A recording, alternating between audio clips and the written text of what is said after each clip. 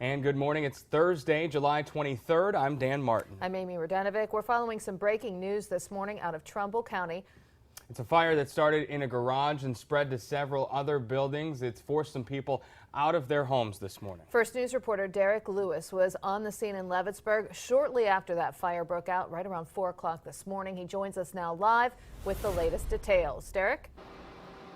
Yeah, good morning, Dan and Amy. I am in Leavittsburg, and I'm just going to step out of the way now so you can take a look at the scene, what is happening right here behind me. You can see that firefighters are still working to make sure that this fire is out.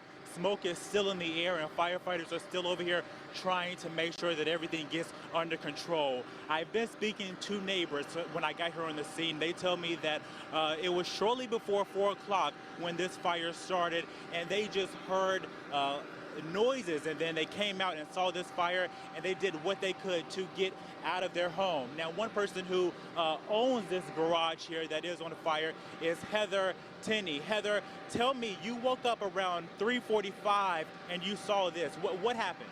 I woke up to beating on the doors. My neighbors, I opened up the door, my neighbors were like, get out, you know? So when I opened up the door, I see just blazing from the garage. And I woke him up, my husband, and we got out as fast as we could. I had him move the vehicles out of the way, and I had him go back in the house to get our 2 dogs that we had in there. When you got outside and you saw what was happening, you saw what was going on, what were your thoughts? Oh my gosh. It could never, you know, I didn't ever think it was going to happen to us. Do you know how this fire started? Yes, I do. It was because of my cousin. And I don't want to mention no names. Your cousin? Yes. And you say you think your cousin started this. Do you know how or why? He's mad because he can't get with me. I'm married to my husband, and it's a long story. Just to make it short. Yeah, he already put him in the hospital once last month, and he figured he's going to do something else to get back. All right. So right now, all right, the fire has been put out. Thank you for the information here. All the neighbors here were able to make it out of this house, out of their houses safely. There were 2 garages here that were damaged, and a few houses as well, but no injuries. That's the latest here, live in Leavittsburg. Derek Lewis, WKBN 27 First News. All right, thank you, Derek. And of course, we'll be going back to him periodically throughout the morning for further updates on this. Ain't nobody got time for that. Oh, you are so dumb. You are really dumb. For real. Oh my God, what was that? That was a clip that I found. Someone posted on Facebook. I wish I remembered, but I just saw it. It said something about Cousins on it. I pushed play, and it was so hilarious. I don't know. I just immediately shared it because I couldn't, but I can't remember who shared it. That's got to be from West Virginia. It's got to be. Is that from West Virginia? We know some people in West Virginia that could definitely. They're crazy as fuck too. Yeah, I know, and that is. I want to know. She said that I know who it was. It was my cousin, but I don't want to mention no names. Like a detective couldn't go in there and figure that out at some point. It's not like you have 3,000 cousins in the same town. Yeah, and then she says that the cousin had already put her husband in the hospital a month ago. That he came back just to get back at him. Get back at it. It's like, well, I want the story to this. I want the backstory. It sounds to me, and this is just in my weird brain, he's getting back at him for stealing his girl. Yeah, like they were kissing cousins. It's gotta be. That's why it all. He's mad because he can't get with me. He figured he's gonna come back and get back at him or whatever she said. Well, this is actually in Leventon, Ohio. It's a real news story. I fact check it because there are some people out there faking news stories. They have a camera crew and they make it seem legitimate, like that whole thing where people run up behind a reporter and say, "F, I'm right in the P," you know. Yeah. Most of those are fake. This is legit. That is crazy. So the cousin came and put the husband in the hospital a month ago. And then came back and burned down a house and 2 garages. To get back at him. What is going on? Did you see the video clip of this? Is there a video clip or is that audio? It's a video clip, and what do they look like? Oh well, the woman just looks like sort of a southern redneck, long hair. They were, it's the middle of the night. Neither one of them are pretty. The husband looks like Beaker from the Muppet Show, and he's just standing behind her like, he just looks like, I don't know what universe I'm living in. Oh, my But, God. yeah, he's got like a 3-foot long neck, like a sort of arched nose, and just he has this look of horror on his face the whole entire time. What's interesting, if you watch him during the video, he doesn't flinch when she says things about my cousin. He's trying to get with me. There is no like him going, oh, don't say that, don't say that. Like anybody would.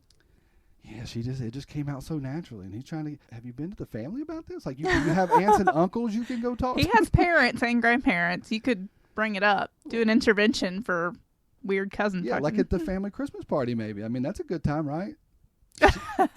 That's where everybody's together and say, hey, I have an announcement. This is my cousin. And like, I don't know if I would bring that up in front of all the family. Especially not at a Christmas party. That's a way to make everybody drink the eggnog a lot faster. But if the cousin put the husband in the hospital a month ago, there had to be a family meeting after that, right? Or like Not you all said, the time. if they were kissing cousins, maybe she's trying to keep it quiet too. Not anymore. But if she was trying to keep it quiet, why would she mention it on the news show? I don't know. We're going to have to do a follow-up on that. If you could reach out to this woman, maybe I'll post the YouTube video on our website, openandout.com. Be this date, which is August 5th, 2017. It'll be a blog post, August 5th, 2017, and the YouTube video will be in that short blog post, which will be basically an advertisement for this podcast. But yeah, I guess we're not going to get to the backstory. I'd like to create one for like them. Okay, let's create one. Well, we can't. We were going to, but we were going to plan one out and make it funny. But you went to the gym for 3 hours instead. I did not go for 3 hours. And now I went it's 11 for. o'clock at night. I'm wide awake. You're wide awake. I know you took a nap. But we were supposed to plan all this. We were going to write an entire little, just not a big story, but just a little story, so these people would have one, because it fascinated us so much. I think truth is stranger than fiction in this situation. Yeah, but you didn't come home for 3 hours. You went to the gym and killed it. Sorry. That's Sorry about okay. that. I'll start dating your cousin. That's okay. That wouldn't be too far out of left field.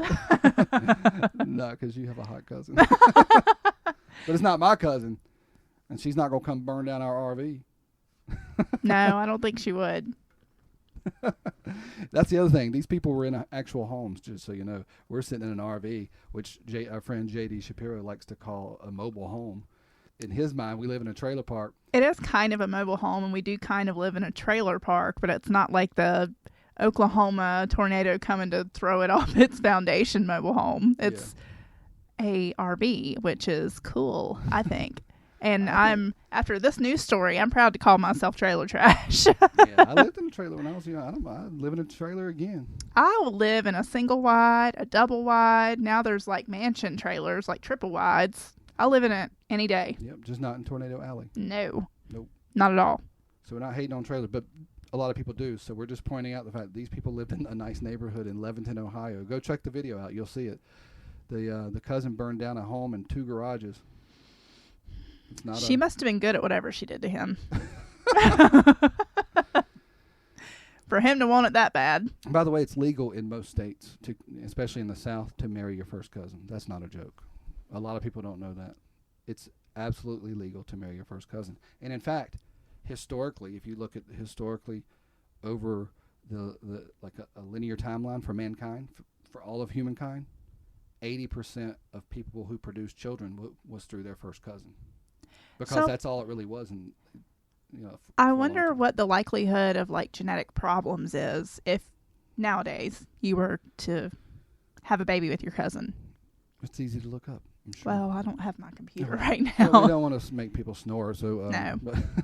But that's interesting. Yeah, we found that interesting. And stay tuned to the end because we have a funny song that's going to play that we'll give the girl credit on YouTube.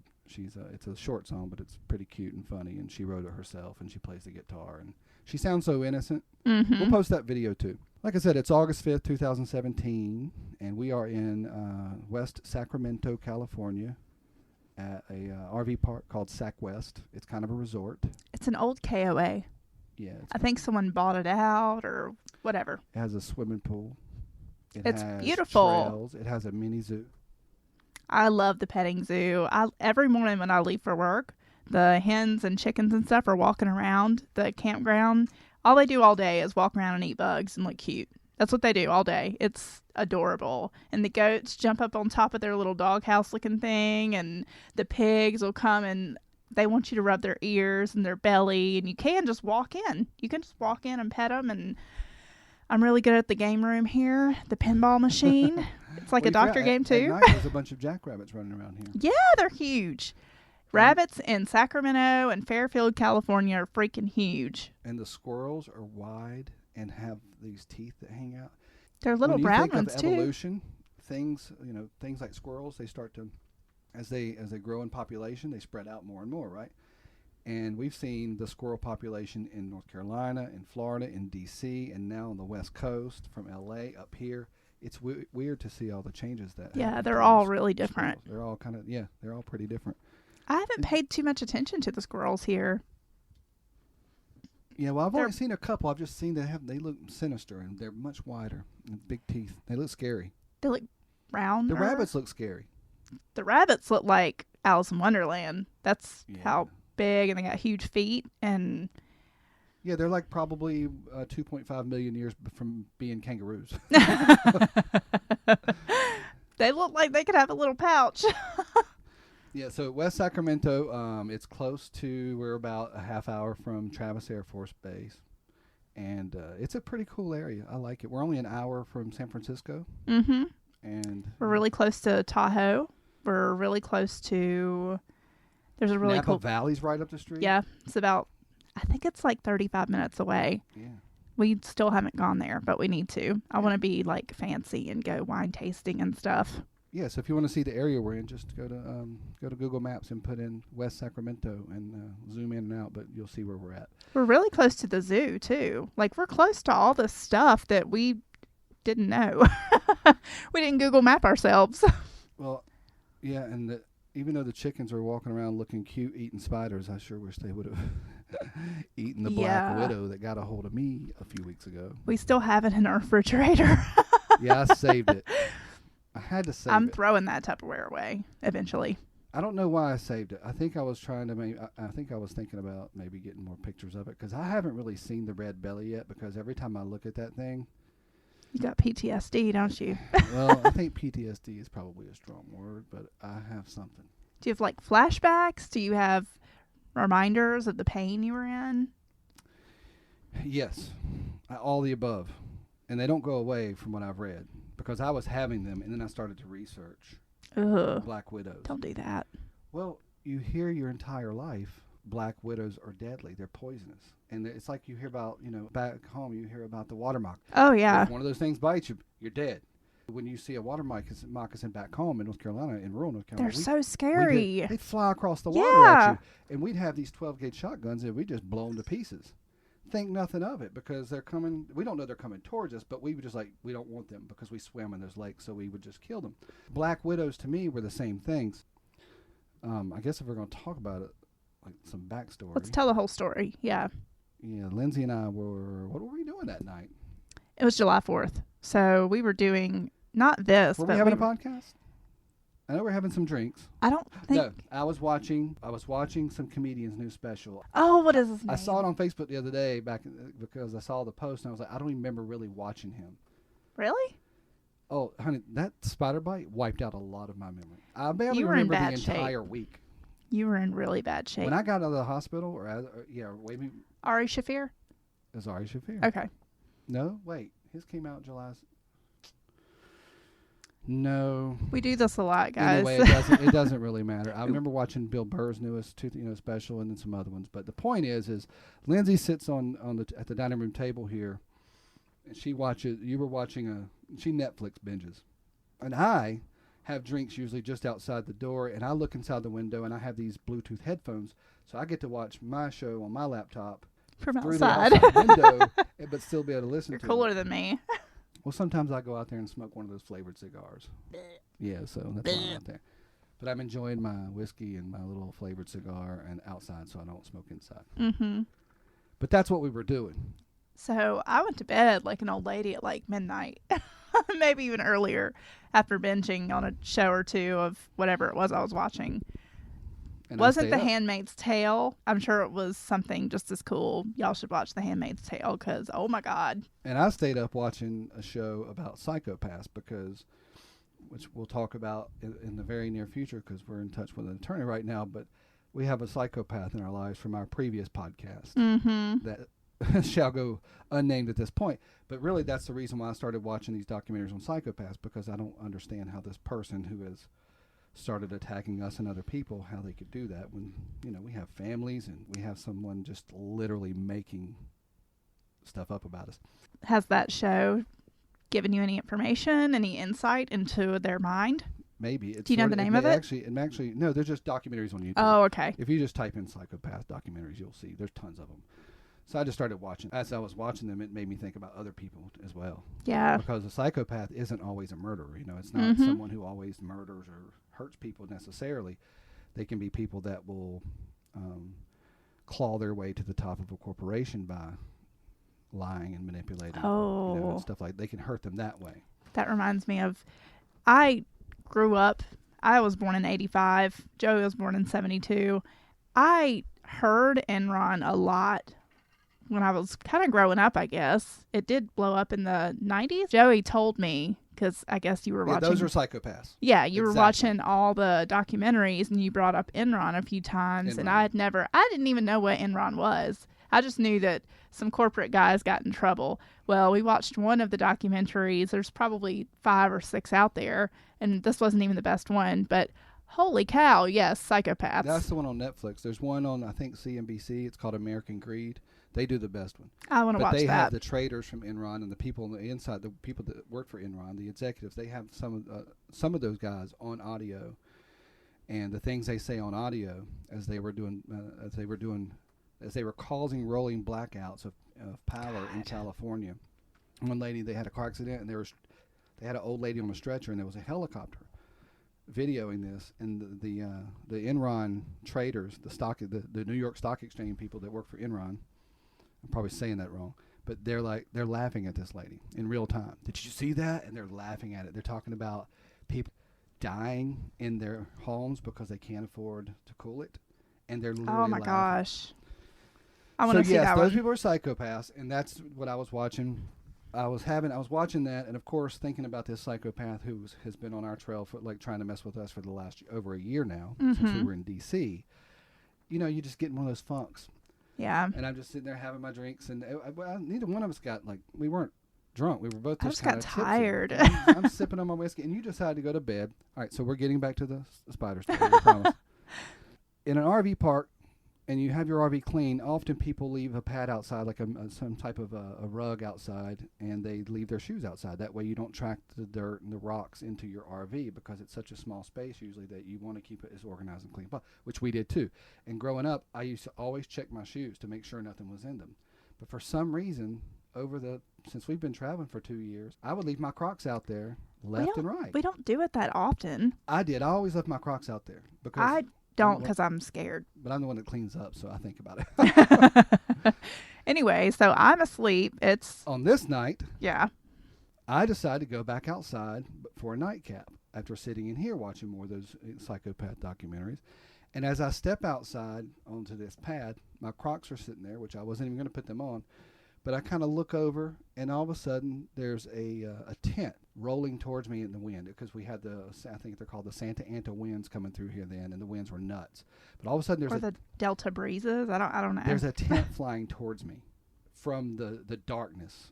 So it's an RV park. You've got the lake, the woods, RVs, and then streets. It goes RV street, RV street. Mm-hmm. All of a sudden, there's a small, kid-sized tent, maybe a 2-person tent actually. I thought it was an umbrella. Nope, that was next. Okay. No, that was next. The tent comes rolling through, and it's flying so fast, I didn't have time to react to that. I just knew no one was in it. Bye! Like what was the balloon boy back in the day on CNN where he flies up, the helium balloon? I knew no one was in the tent, so it didn't really, I was like, oh, crap, that sucks. Somebody lost their tent, but no one's in it. It wouldn't have rolled like that. And a few seconds later, I hear some other rustling come that way, and it's a huge umbrella coming from the same direction. And I'm like, oh, okay, I need to catch this. Because it wasn't coming as hard. It would stop because it was an umbrella. The stick would hit, then it would roll more, then roll more. So I slip on my Crocs. I start walking towards this thing, and I feel like there's a rock that had flipped up to the top of my left foot. It's making me cringe just And rehearing this story. And you know when you first feel a piece of gravel in your flip-flop, you kind of like take a couple more steps hoping it'll fly out by itself, and then it doesn't, and so you have to stop and balance yourself and shake it out. That's what I did, and I barely had enough light from a street light that was in the distance that gives you a little bit of light out here. I barely had enough light to see something like a piece of rock fall out of my Croc. It was like a black rock. But I saw it, and then so I continued onto that umbrella. I grabbed the umbrella. I bring it over to our picnic table, and I start anchoring it because the winds were crazy. But I tried to bring the umbrella down to where you close an umbrella, but I couldn't figure it out. And I had a few drinks, and I didn't want to fuck with it. Well, it was dark. This place doesn't have a lot of light, and although we were by the bathhouse at this time, there's really not a lot of light. So that's one of the scary things about some campgrounds is you can't really see everything all the time. So if you get an umbrella still should be pretty simple to figure, even in the dark. Well, some crank and some like you hit a button and it comes down. So the way I anchored it was I lifted up the one side of the picnic table and I put a piece of the umbrella, because this is a huge nylon umbrella. It wasn't a cheap one. Yes. Under there, and then I sit down and I finish my drink on the picnic table with this umbrella beside me, and that's it. Finished my drink and my thing, and I felt fine. That was it. I come inside, brush my teeth, I kick the Crocs off, obviously, and then I climb up here in one of the beds. I didn't climb into our bed because I didn't want to wake you up. You'd already been asleep. So I climbed up in the cabin bed, and because I wanted to hear some podcasts while I fell asleep. Mm-hmm. All of a sudden, it didn't take long. Within a minute or two. This is probably 10 minutes after you got bit, maybe? Yep. Total. Yeah, probably spot on. Climb up in the cabin, laying there. I turn on a podcast, probably, Bert Kreischer, Doug Stanhope, something like that. And my stomach started burning. And that's not unusual when you have a nightcap either. No. You can find, oh, man, I had one too many. It's burning. The alcohol is. And if you're friends with Joey on Facebook, you saw a post about Pepsid or something, Alka-Seltzer. I'm glad you brought that up. I forgot that. Because that was what he thought he needed. So the stomach burning got worse and worse. So I climbed down out of the cabin bed and I go and grab an Alka-Seltzer, and we didn't have any. And I'm like, oh man, I'd pay $100. So I climb back up in the cabin bed and I'm laying there and I'm just trying to get my mind off the pain that's happening in my stomach. And I'm just like, I post like, yeah, an Alka-Seltzer is like $1, but it's worth $100 when you need one and don't have one. Yeah. It's true. That's very true. Oh, it's very true, because stomach stuff for me is like very frightening. You're a wimp. I am a wimp. Yeah. Anyway, yeah, if I get a stomach flu, I am. Your mom's already warned me. It's horrendous. My family made fun of me for that my whole life. It's so bad.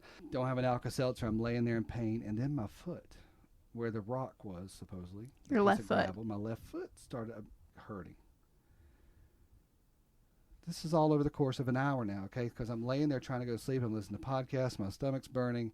My foot started hurting. I finally turn on a light above me in the cabin bed, and I look down, and I see that my foot has a red knot on it.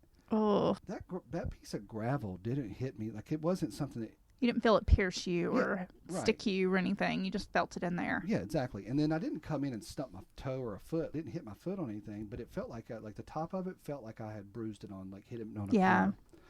Just out of the blue, it hit me. Wait a minute.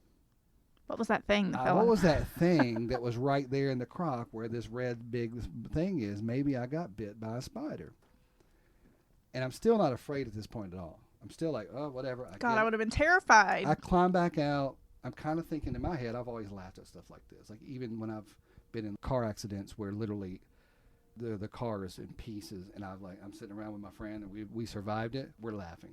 I don't have this thing where I go into shock. I can deal with some pretty crazy. I've seen people die in front of me. I've been involved in many horrific accidents, growing up in the Shannon Woods with a bunch of drunks and drug addicts. I can see a car accident, but for me, it just freaks me out to know that something had its fangs in me, and I didn't even know it. But I wasn't there yet, and I don't panic is the point. Yeah. I wasn't going to panic. I'm just like, okay, I got to go check this out. And you did. You went outside. With a flashlight, and sure enough, few steps away, there's that black thing, and I look down, and it is the nastiest, meanest looking fucking spider that I've seen. It's since we've been traveling. I've seen some worse ones, but like since we've been traveling. You must not show me all these nasty looking spiders because they freak me out. Well, I just mean in general out there, and when we're trekking or whatever, you can see some pretty gnarly spiders out in the woods. And I've seen a brown recluse, believe it or not. Ugh.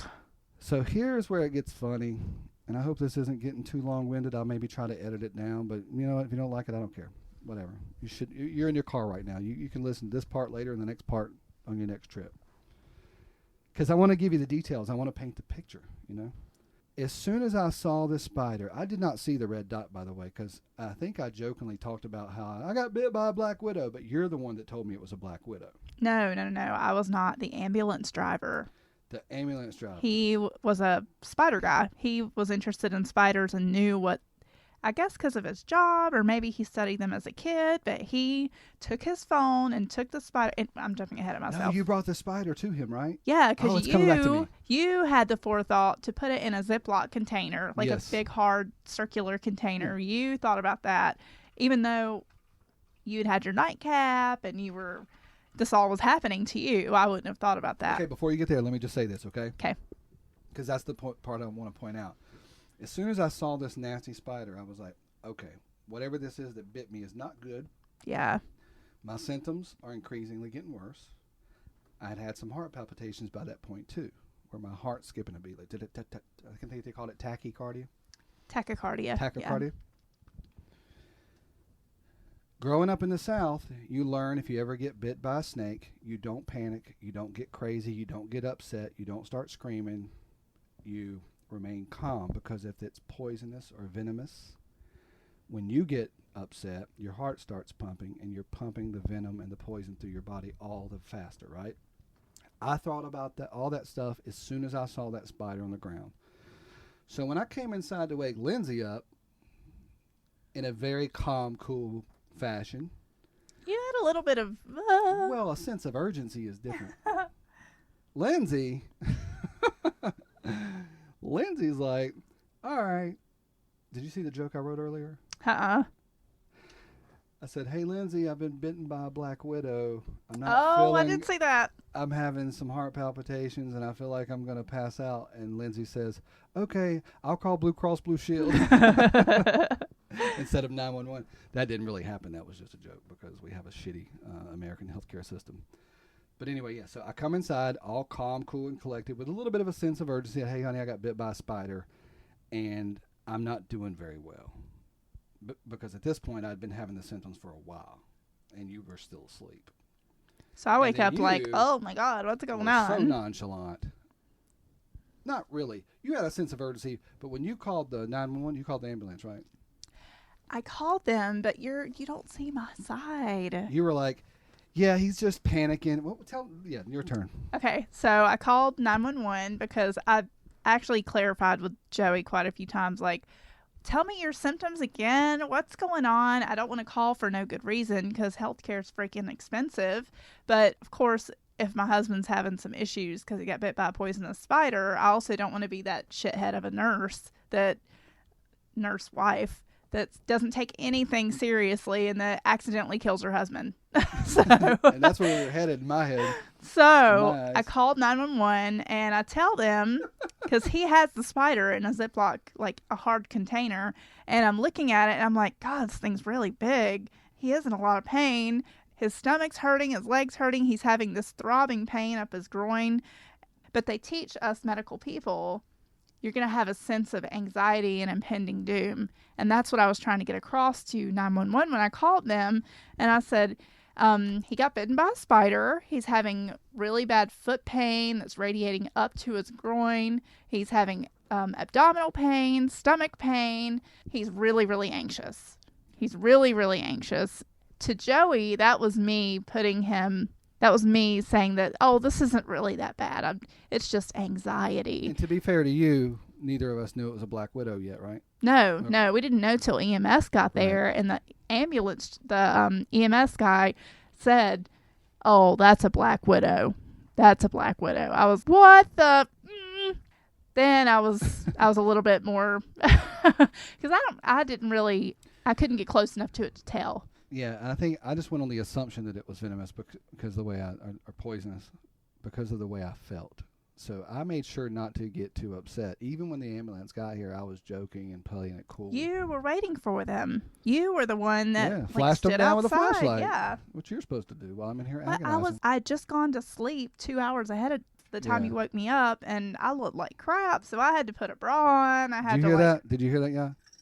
Guys, did you hear that? She cared about the way she looked while I'm over here dying from a black widow. I talk to like these people with my boobs all hanging out, my face a mess, and my hair a mess. Sorry. Did you see the woman at the beginning of this podcast who walked out there with her boobs and her hair a mess, talking about her cousin trying to get with her? I didn't want to look like that. Yeah, so the ambulance drivers were really nice to me and cool, and they were offering me pain medicine right off the bat, and I was like, no thanks. I want to find out what I need. But once he told me it was a black widow, here's what shifted in my head. What would shift in your head? When he said it's a black widow? Not yours, I'm asking the listener. What would have shifted in your head when you learned, okay, I know something's up, like I'm allergic to bees, so I knew I was having an allergic reaction to something, but was it poisonous? Was it going to hurt me bad, or am I going to be okay?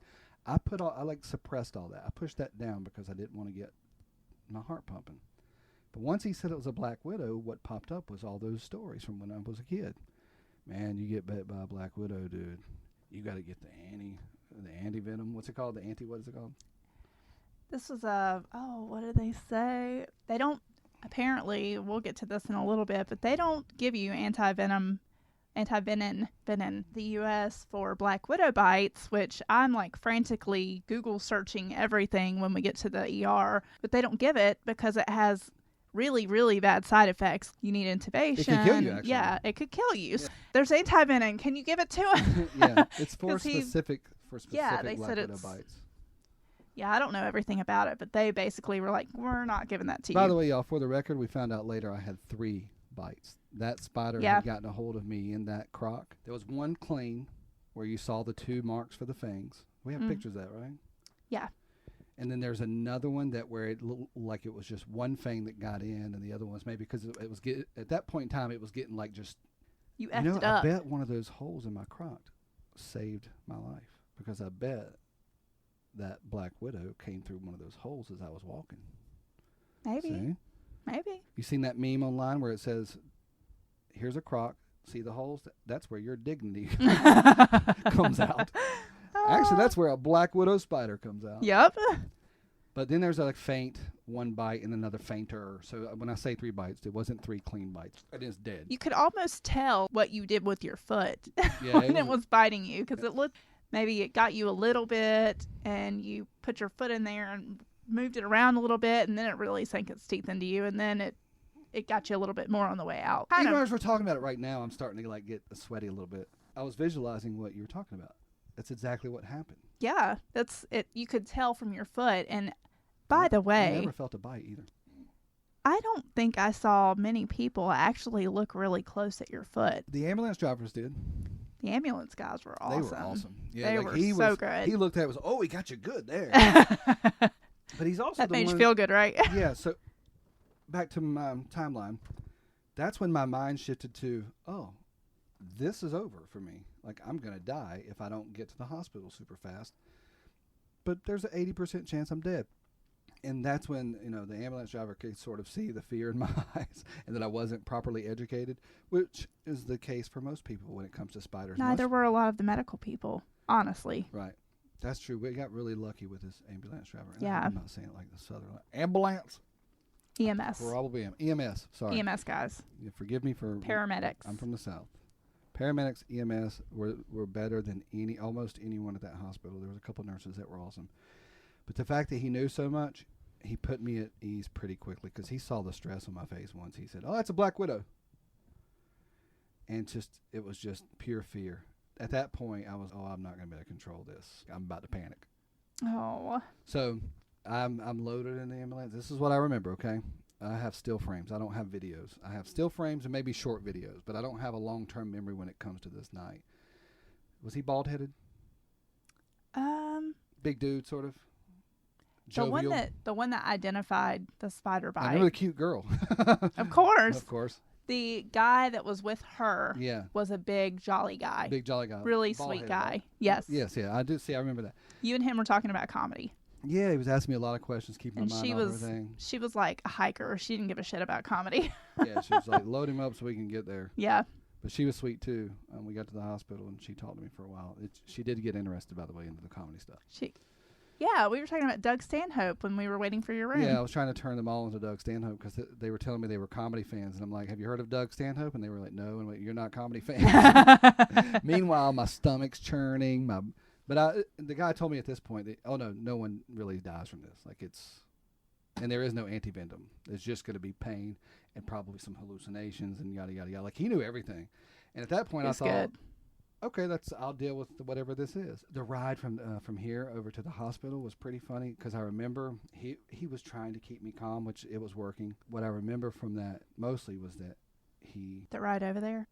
What I remember most about the ride over there is he kept, you want some pain medicine? You need some pain medicine? And he's putting up setting up the Yeah. IV. He's getting my sheet, my pillow tucked behind me, and he's doing some other work. And all I remember is him like, you ready for some pain medicine? And I kept saying, no, thank you, no, thank you. Now, Because you were afraid how the pain medicine would interact with your alcohol. Yeah, in my Because you always head- hear don't mix the two. Yeah, you don't mix a downer with alcohol. I mean, I grew up doing that, of course. But as an adult, when you finally get educated, oh yeah, don't mix like an opioid or something with that. People die from that. So I kept turning the pain medicine down, and then finally, when we got to the hospital, we had to wait in some area for a while. And at this point, my joints started to feel like they were on fire. Yeah. And I was starting to squirm, and this churning into my stomach was getting worse. I finally looked at him, and I told him the truth. I was like, no, it's 4th of July. I've had a few drinks. I don't want it to mix. And that's what I told him at the hospital. I finally just told him the truth. I've had some drinks. Of course, he probably smelled it the whole time. You had beer bottles on the picnic table. And that's when he looks at me and goes, oh, what I'm going to give you will not interact with that. You'll be fine. Just take it. Yeah. So he literally had to talk me into taking pain medicine through all of that. And I finally said, okay. And within minutes. You were asking for something when we came. I met you at the EMS bay, like right inside the EMS bay. You told him, you were like, the pain's getting really bad, but they were off the truck. They couldn't give you anything. So he must have given you something, and then the pain was getting worse as you got off the truck on the stretcher. If I remember correctly, my stomach was what was getting bad. And so I was asking him for, is it Zofran? Perhaps. I know you got... I think that's what he actually gave me in the ambulance. EMS. That's what he gave me was Zofran. You got IV Benadryl, which later caused issues. You got Zofran, and I think you got a little bit of pain medicine. I think it was just it could have been. Anyway, so we finally get into his room. I've followed the ambulance to the hospital. Finally get him into a room. Every person's every person's fear when they're going to the ER really happened. They didn't take Joey seriously at all. Infuriating, because I've been an ER nurse. I myself was not very educated about black widow spider bites. Thankfully, I never had to deal with one. I dealt with a copperhead bite. They didn't take you seriously. I was that family member. The whole time you were in the hospital, I was that family member. And if you're a medical person, you know what I'm talking about. Very annoying. That's what I was. Well, just to cut to the chase, what happened was everyone there assumed I was a drug chaser. Yeah. And I imagine that someone comes in, I was bit by a spider, freaking out. And so they're used to people coming in freaking out by spider bites, but they don't see any marks. And he said at him, the first nurse we had, which he ended up being very, very sweet, very nice. And he actually was working full-time nights in California, and he did air transport as a nurse, critical care nurse, back Tennessee. The communication is where it broke down. The ambulance drivers knew. They saw the holes in my foot. The guy was a spider expert. They took you seriously. Well, because they saw everything. The spider, the bites, everything. So but they didn't communicate this to the hospital. I'm sure they did, actually. The nurse actually said, well, yeah, most of these spider bites, putting it in air quotes, most of these spider bites are actually abscesses and pockmarks. And when people insert... Let me ask you a question. Was I defending myself at this point? Did I go up and say, no, I've got the Black Widow right here in this bowl? Eventually, yeah. But initially, you were saying, I'm in a lot of pain. Can you please give me something? I'm in a lot of pain. I got bit by a black widow. And the agony. That's when they would be like, well, most of these spider bites aren't really spider bites. How long did I spend in agony? Because I do remember being in agony for an hour. Yeah. An hour. And I had to keep going out, being a pest, and I'm really good at that when someone's in pain. Just kept doing it. And I had to ask them for fluid because they weren't going to give you fluid. Yeah. The IV Benadryl they gave you, which this happens a lot, people, if you ever get IV Benadryl, it can make you not be able to pee. So I was requesting them put a catheter in you, just an in and out catheter, because they were about to send you home. You're getting worse by the minute. Your pain is worse. You can't pee. You've tried 10 times, and eventually you can't walk. Any of that. Oh, yeah. We were there 4.5, 5 hours, and slowly you're nauseous. When you first came in, your stomach was hurting. You weren't nauseous. So about 3 hours in, after they've treated you with pain meds and nausea meds, but nothing, pain meds, but nothing else, then your stomach's starting to churn. They're starting to talk about discharging you. You start vomiting, and you lose your muscle control in your legs. You couldn't walk to the bathroom yourself, so I helped you to the bathroom 4 times. And were there people there thinking I was faking that? Oh, I'm sure. Yeah, I'm sure, because I got the eye roll every time I went to the desk. Wow. So then I was requesting fluids because you're vomiting. Which hospital were we at? Sutter Health. Sutter Health in Sacramento? Sacramento, yeah. Yep. They're talking about discharging him. They've blown me off when it comes to trying to get you catheterized because you can't pee. That might not seem like a big deal to many people, but Joey went for 10 hours without using the bathroom, and he tried probably 20 times. I called. I don't remember any of that. After we got sent home from the hospital with you not being able to walk. And by the way, let me just stop you real quick. When we got out of the hospital, you told me that they sent us home the first go-round. I don't remember any of that. Zero. Zilch. Because you were getting worse by the minute. But we came home. We actually made it all the way home, right? We made it home. And they said at the 12, this is what multiple people said. Wow. At the 12-hour mark, things should start getting better. So we got discharged from the hospital at, I think, 10 o'clock in the morning. We had been there since 4:30. You woke me up at 4. We got to the hospital by 4:30, 4:45. I was going off the time that you got basically bitten by the spider. They're discharging you, and they were just going to give you some Percocet. After your vomiting and everything, talked them into giving you some other meds for nausea. Like Zofran or something? Yeah. It was, Did I come home and go to sleep? You tried, but you couldn't. What did I do? You were rustling around in bed, and you were in a lot of pain, and you're still vomiting, and you're trying to go to the bathroom, but eventually you couldn't walk by yourself. I was carrying you on my back throughout the camper. So we were here. We were in the camper, awake all day long after getting 2 hours of sleep, and you got none. You were awake all day long because your legs were killing you. Your legs, you had to keep moving because your joints were hurting so bad. That's what I did for a week. In the bed, and we're trying to go to the bathroom. I'm carrying you on my back for most of this. You could barely stand. So what did we end up doing? Like, how did we end up back at the hospital? You couldn't sleep, and everything was getting worse, and you were hallucinating. Oh. That's when I was, we got to go back. But I don't remember any hallucinations then, but I don't remember being here, so it's... You were bad. I turned into a black lady. When you were just... And then you called me your mom. Yeah. Oh, that happened here? That happened here. I thought that happened in the hospital. That happened at the hospital too, but that happened here initially. So I get you up. Okay, let me just tell you something real quick, okay? There is, again, I don't mean to interrupt you or anything, but there's a still frame in my mind of you looking at me saying, I know we shouldn't be going home. Like, we're in the car, and I said that to you. Of me thinking, why are we going home? And you're like, I know we shouldn't be, but this is what they said. It's just like little dream. I had already fought. It's like a faded dream almost. Yeah, that happened. That's what makes all this so weird for me, just so you know. It's whatever memories I have are really scrambled and piecemealed and just so weird. And the poison really took hold of me because every joint in my entire body, but below my waist. But every joint just, as long as I was moving, if you can imagine for a second and laying in bed and having to squirm. Restless legs. Restless leg syndrome. To the nth degree, though. Yeah. Having to squirm to stay out of pain. Yeah. And I don't mean completely out of pain, just enough to get by. Like So you could breathe. So you could, yeah. I just remember going, I can't stop moving, because when I stopped moving, that's when the real fires kicked in. But as long as I moved my joints, it was at least manageable.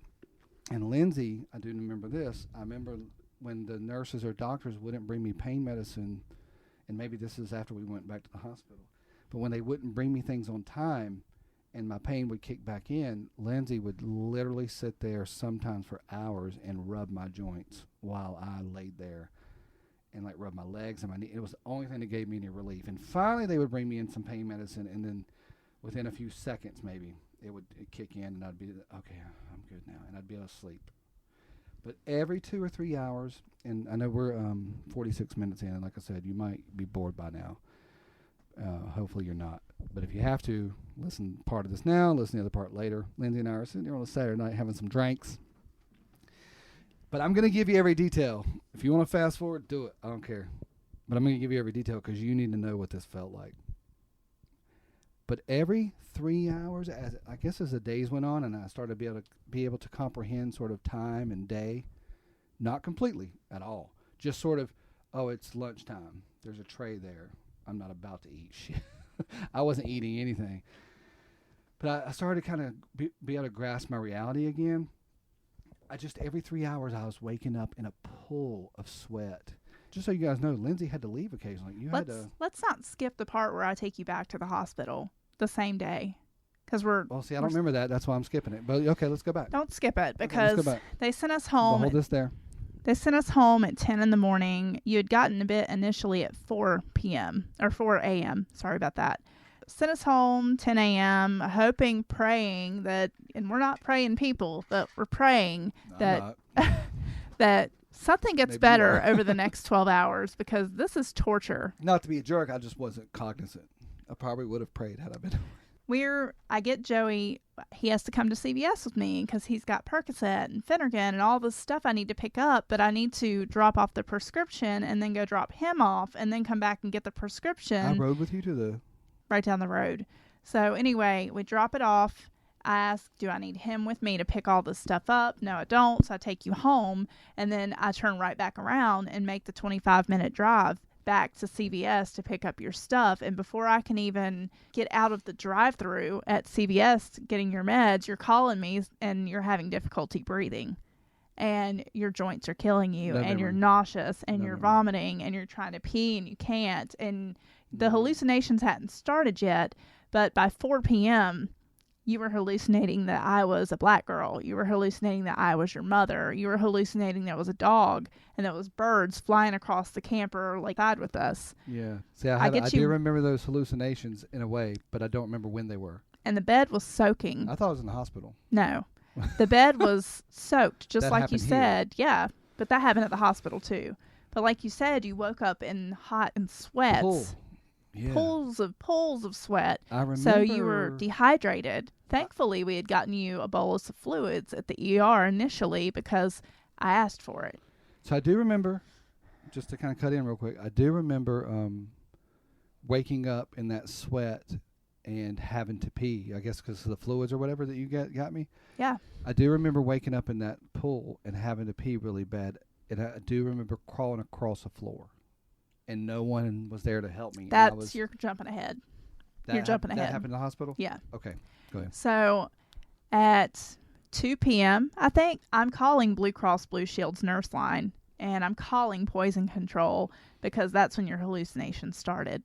And I'm calling Blue Cross Blue Shield because you can't pee, and I'm trying to figure out some remedy that I don't know for you to go to the bathroom. Like the nurse line. Yeah, the nurse line.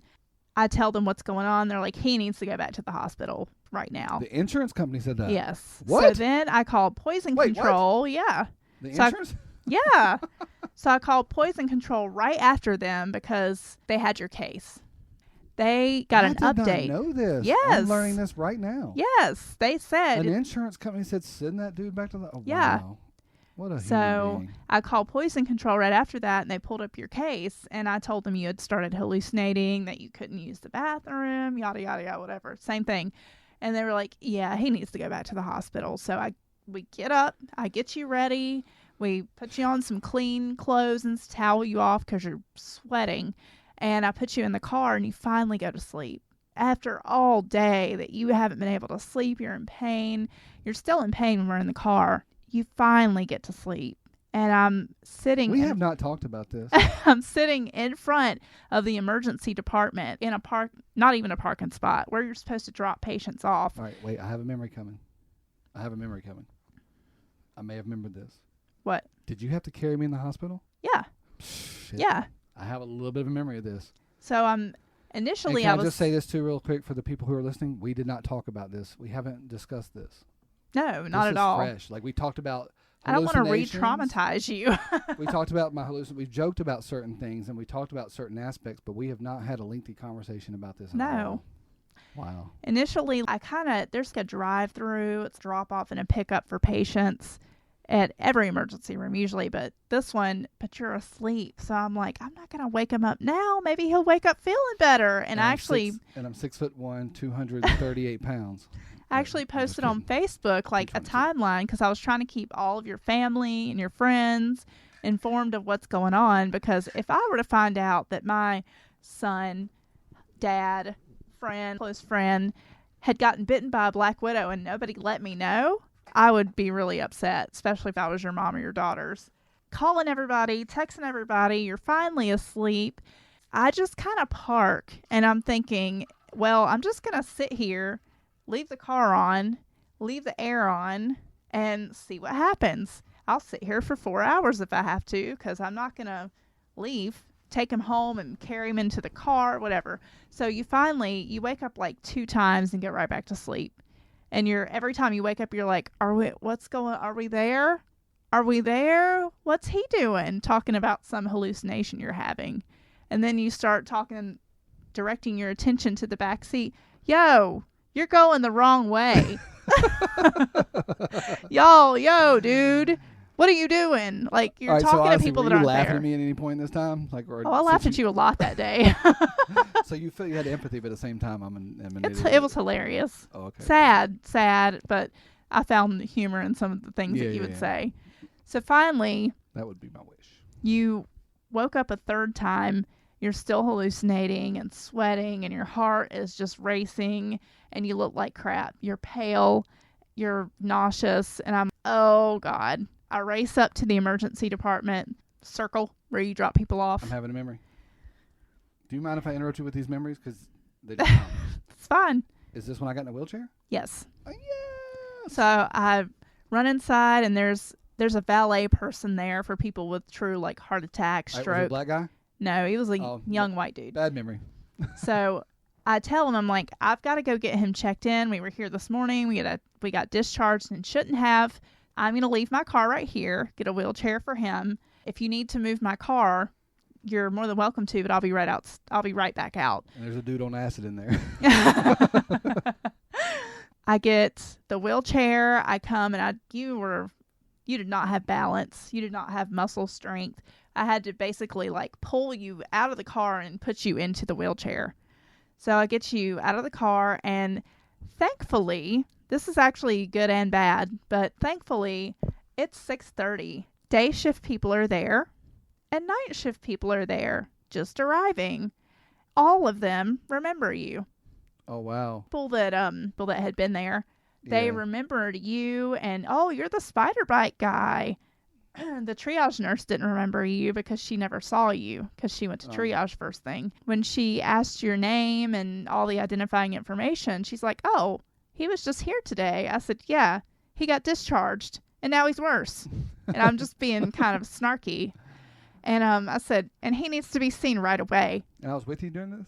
Yeah. I don't remember any of it. Yeah, no memories. So a guy comes out, he was going to talk to the triage nurse, but he was one of the guys that helped you, or saw you at least, the previous visit in the day. Some of the people I think saw the bite and saw the spider, because I'm having another memory here too. I remember the first time, or maybe a second or third time, I was being treated like a drug chaser. I was pulling up my phone and showing people pictures of the spider. You did that a lot. And then you would come, it seems like, and show the actual spider. Oh, yeah. And I carried it with us. No, he's not a drug chaser. Like, my husband doesn't do drugs. In fact, he was turning drugs down on the way here. But I had every new person that came in, I had to convince that I wasn't. I just remember that feeling. Not at this point. Yeah. And then show my foot where the bite marks were. At this point, you're in the emergency department waiting area, and it takes like 20 minutes, and we try to get you to the bathroom again because you still haven't peed. 6:30, you were discharged back home at 10, and you never really went to the bathroom when you were there. So it's been over 12 hours since you used the bathroom. They take you back as soon as they can. They get blood work. They get an EKG. You've got some EKG changes. You're my heart's going nuts. Yeah, everything looks like crap. You look like crap. So they put you in a for real room by yourself. Wait, is that what you call it? Is that what you professional nurses call it? A for real room? The room you were in previously had a lady in it, like a real sick lady. And because of what was going on, you're getting frustrated. I don't remember that at all. Because of what was going on, you were getting frustrated, and you're like, all right, so just to you're like, you're fussing. So just to be clear, when you're at work, you're like, this person needs to go to ICU. This person needs to go to step down. This person needs to go to for real room. I say for real room because you're not in a double room. I don't think any patient should ever be in a double room because that's HIPAA. Does that not matter? Wait a minute. Okay, I just had another memory. Was I in the room with another woman? Yeah. I remember being in a room with another man and getting pissed off because he wouldn't shut up. Oh, that was when you got admitted. Okay. So we're not there yet. I'm having a memory. We're not there yet? We're not there yet. Honey, we're an hour in. These people are turning this podcast off left and right. Just edit it. No, fuck them. All right. So you got put into a real room. For real room. Say it and right. there was a ICU nurse that was floated down to the ER, and she was our savior. She's the one that convinced the PA that was taking care of you that there was actually something wrong with you, and you can't go home with me because I'm a 160-pound chick trying to carry my 240-pound husband around our freaking camper. 220, but okay. 220. I lied earlier. Anyway, so that ICU nurse that was floated down to the ER actually was concentrating on something other than getting the person in front of her out of her face. And she's the one that got you admitted to the hospital. Okay. Because she saw you had QT prolongation, which can be really bad on your EKG. What does that mean? It means that your heart can go into a lethal rhythm. Okay. Was this lady, did she have, if you're listening, you're just playing along with me because I'm trying to remember this stuff and I'm having these memories. So just play along. Was this lady maybe 5'11" and... Yeah, very tall and very pretty. And then sort of long hair. Yep. Maybe more than shoulder length. She was wearing a dress. She was wearing a nursing dress. And she at one point looked at me and was like, "This is serious?" Yeah. Okay, I remember her. And I started being super nice to her, like, "Thank you so much." She's the one Is she the one I showed pictures? Yeah. Okay. And she was very professional, but she took care of you, and she did a really good job, and I was very thankful. I remember something about someone going, "Honey, you've been bitten by a black widow. When you need something, you just tell me because you're getting it." When everyone else was trying to treat me like a drug That addict. was your nurse on the floor. So that came later too. Yeah. Okay, but she they was a sort sweetheart. of look alike, maybe? Huh? Do they sort of look alike, maybe? No. No. Okay. One was a tall white girl. The other one's like my height, rounder black lady. Well, very still sweet. though. Very good nurses. How often did I call you a black lady? So it's all the hallucinations look alike. Okay, so you're having serious symptoms. ICU nurse picks up on it, and she talks the PA into sending you up to the step-down unit because of your cardiac rhythm. Up to step down. Yeah. Is that for real? That's for real. Okay, all right. But when we get up there at, I think it was 2 or 3 in the morning, we're put into a room with a real drug chaser, a meth head who's had a heart attack. And he won't shut the hell up for any length of time. When he does, it's like 20 minutes of silence, and then all of a sudden, just talking out of his Okay, head. when you say 20 minutes of silence, to me, it was seconds because Yeah. I was going in and out of consciousness. So Was there a curtain eventually, between us? yeah, Okay, I remember that. Was he a deadhead looking guy, though? Yes. Yep, see, I have memories. I didn't like it. What did I end up saying to him? Did I say something? Or was Dude, that in shut my the F up. Oh, I told him to shut the fuck up. Yeah, No, you can And say he- I'll bleep it. and he did. But I had to leave you the next morning because I needed to come back here and take a shower and take care of things, and he was starting up again. It's like he's like you. His circadian rhythm's a little bit off. So I sort of remember saying to him, like, dude, I haven't slept in days. Shut the fuck up. it was that, and another thing that really bothered me is he kept farting all night long. All night long, he smelled like crap. So it was that I thought along you were with. used to that at home. Oh no! This was like rotten insides. So we dealt with that all night. I hadn't eaten since before you got bit by the black widow. So this is I'm Oh. going on. I haven't eaten in probably 20 hours. I haven't slept. I haven't shaved my pits. I haven't washed my hair. I'm all sweaty because I was in here with you and taking care of you and carrying you all over the place and out to the car. And I feel like crap. I look like crap. I'm glad you have your dad's legs. If you're carrying my fat ass around. I got strong legs. Yeah, So yeah, you got your dad's legs for sure. I had to leave you, but He's a he roofer, by the started way. up. He started back up right as I was about to leave. So you're not supposed to do this. I go across the room to where he can see me, and I look like Cruella de Vil at this part. And I look at him with my little eyebrows, and I'm like, hey, my husband needs to sleep, and you need to shut up. Nice. And he was like, oh, I'm sorry. Yeah, you So he might. took me seriously because I look like a witch at this point, I'm sure. So I have to leave you, and I come here, and looking like I did, the person whose umbrella it was had waited till we got home to come and get his umbrella because he Oh, didn't want people to wow. think that he was stealing from our site. So he knocks on the door. So it's a black dude. It's a black dude. Really tall, handsome, sweet guy. He knocks on the door and he says, hey, I didn't want to just take something from you, but I think this is my umbrella. I'm like, yeah, have it. And I didn't even go into what happened. My husband came to save the day. I didn't even go into what happened. But I was like, yeah, we wanted to keep it safe for you. Yeah, it was clearly we weren't trying to steal it. Like it's No. still, yeah. But anyway. So, anyway, when I got back, you were moved to a different room. Thank goodness. Okay. Your own private room. Yeah. Don't remember that. Yeah, it was really nice. They took really good care of us at that point. They even brought a bed into the room for me because they knew I wanted to stay with you. Wow. Yeah. Initially, a lot of things went right there. Like Well, I mean, wrong and then later wrong, went then right, then wrong again. Oh yeah. Okay, so I think at this point I should have done it earlier. There's a 2-minute and 23-second video, which for you guys it'll be audio, but I'll post a video on our website. It's from YouTube, and a gentleman talks about what happens if you are bitten by a black widow, and he goes through some of the facts. And so it's a good time. It's I pretty probably accurate. should have done it earlier, but just to set up the rest of our podcast, you guys should know this stuff. It's interesting, it's educational, and it's not long. It's only just over 2 minutes. So here it is. The Black Widow Spider. Few other creatures strike arachnophobic fear and dread more than Latrodectus mactans, the arthropod whose sometime post-mating ritual of cannibalizing her male companion has raised her reputation to metaphoric status.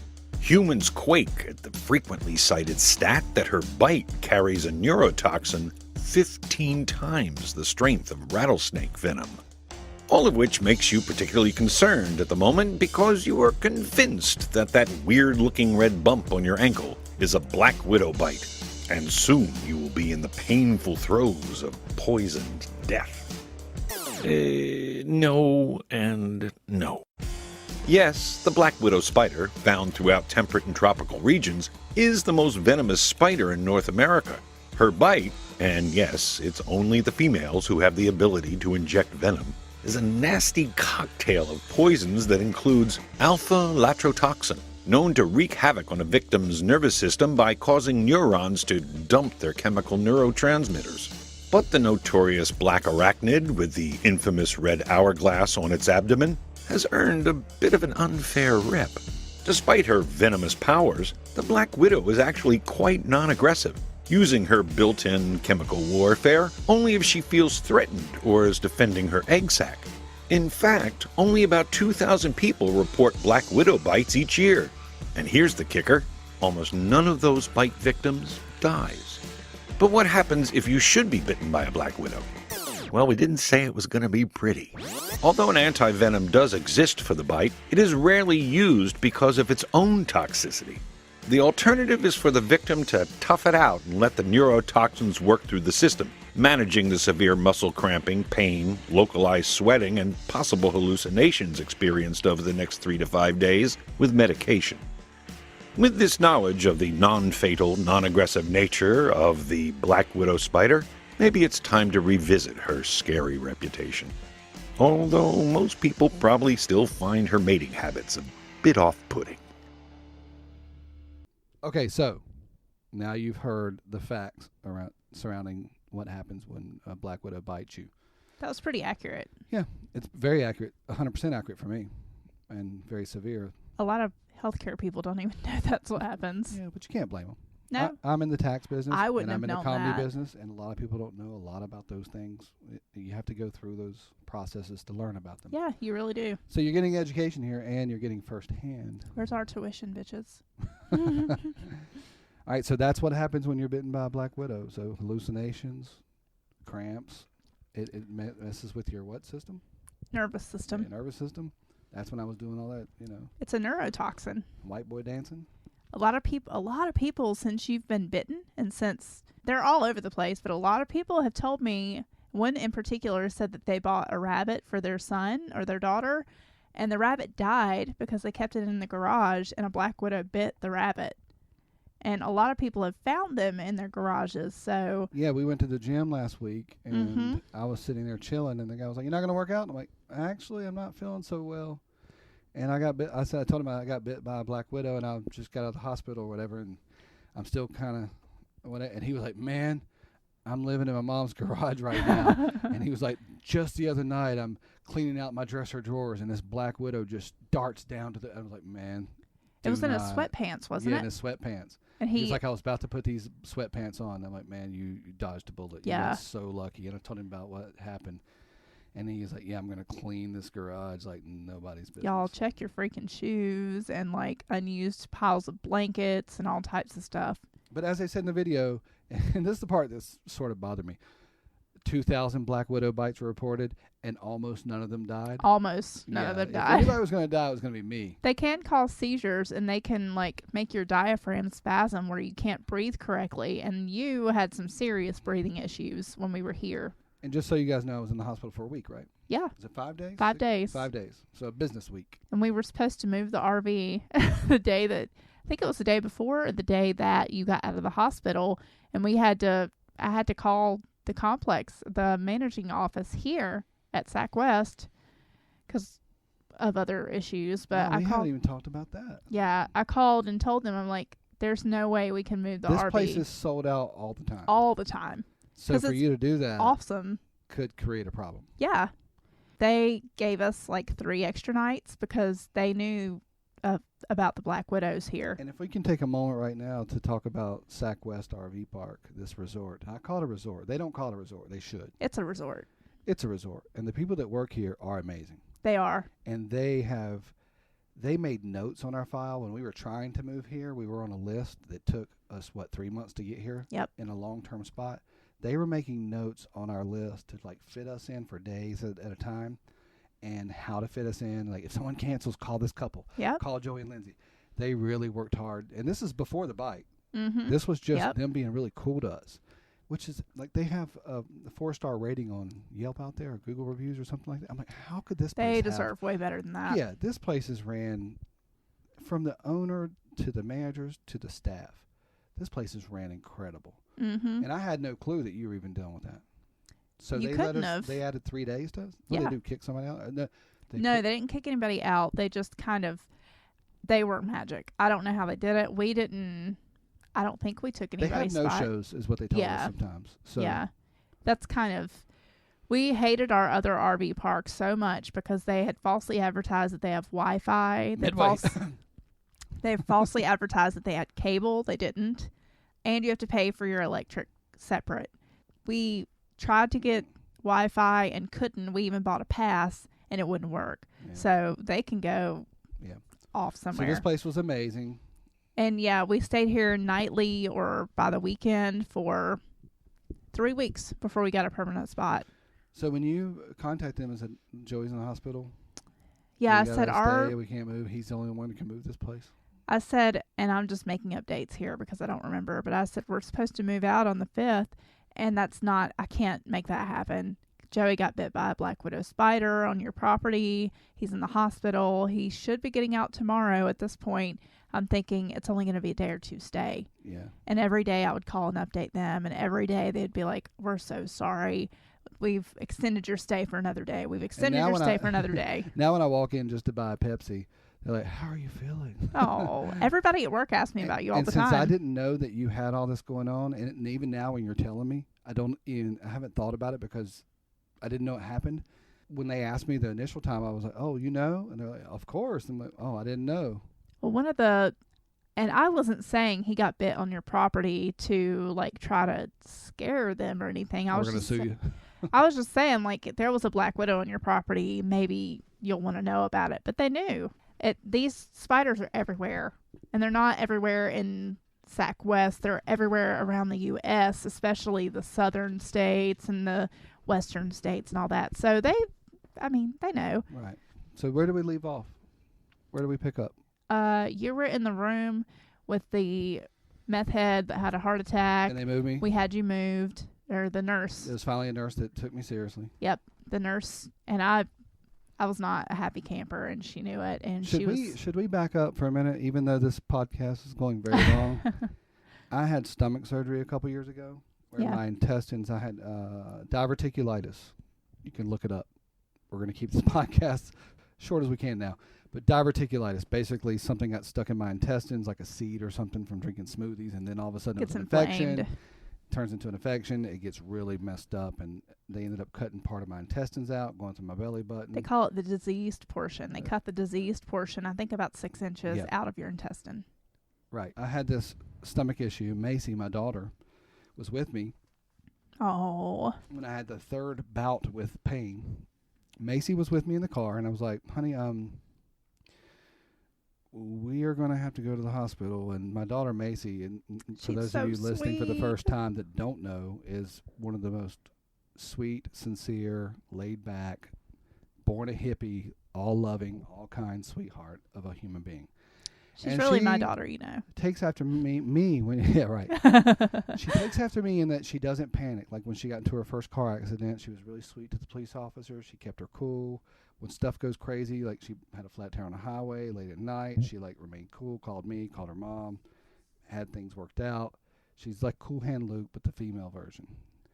And she stayed that cool with me. The problem was, it's like when y'all don't have a sense of urgency, the people at the hospital don't have a sense of urgency. And the pain from my diverticulitis was crazy. And here's the funny part. I have acne scars that I joke about. I go, oh, my acne scars make me look young.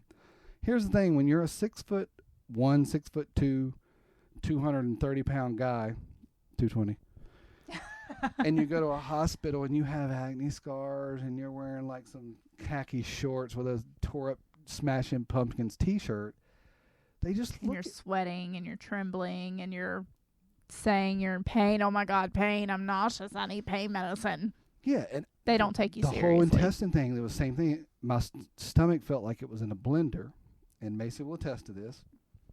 And they treated me like a drug chaser then too.